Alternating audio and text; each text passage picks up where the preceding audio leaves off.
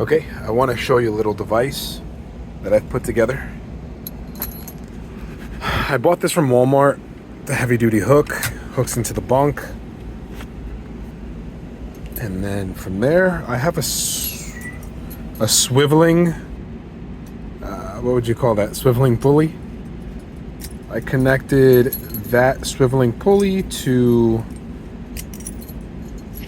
a carabiner. I clip that in, and the reason why I say swiveling is because it swivels. I bought this handle from Dick's Sporting Goods, which is also connected by a carabiner. I have to fix that. That fraying doesn't look too good. But the other cool part is this little mechanism here. You basically open this up, this screw, and then you can put more plates on. I'll show you. This is a 2.5 pound. So this is what the piece looks like. It's a flange with a hollow pipe, and there's a bolt with an eye hook on the end. And this just goes inside,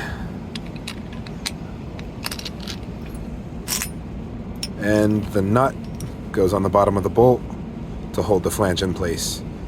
And then you can add weight plates. I'm not doing too great of a job at getting this nut back on this bolt, but yeah, once you got it on there, it holds that in place. Let's put some plates on there. There we go.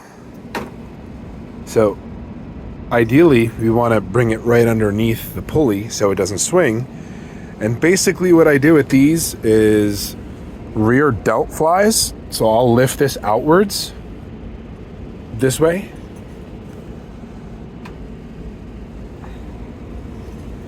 and you can turn the other way and do chest flies. Pull in. You can add as much weight as you want. You can adjust the slack as well. It's a simple knot, and all the slack is right there. I mean, you can buy 25 pound plates, however much you want. You could probably even put an eye hook in here, another pulley, string the rope through, and you can curl with it. I